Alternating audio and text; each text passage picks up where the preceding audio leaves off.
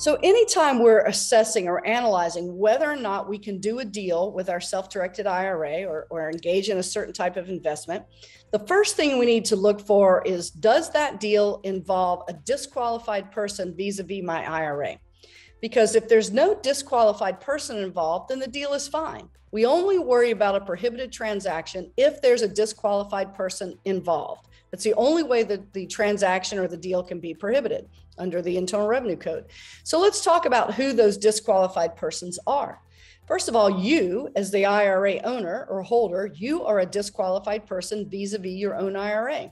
So your IRA cannot transact business with you. And we'll get into more of what those actual prohibited transactions are, but just know that you are a disqualified person.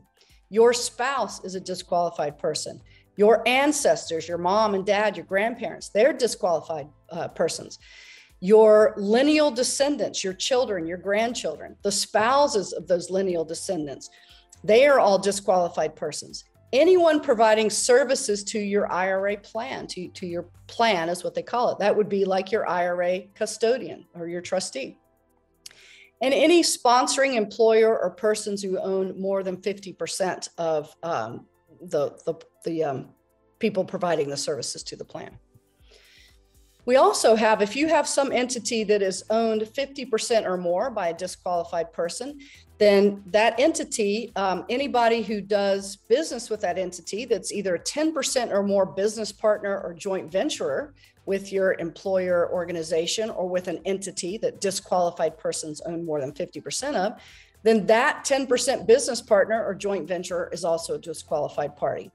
And any entity, whether that's an LLC or a trust, corporation, any entity that is owned 50% or more by disqualified persons, that entity itself becomes a disqualified person, okay? And if you have a disqualified entity, then any officer, director, or highly compensated employee or 10% or more shareholder, they become disqualified people. Okay, so you can see how this, you have to really pay attention to the relationship between everybody when you do this.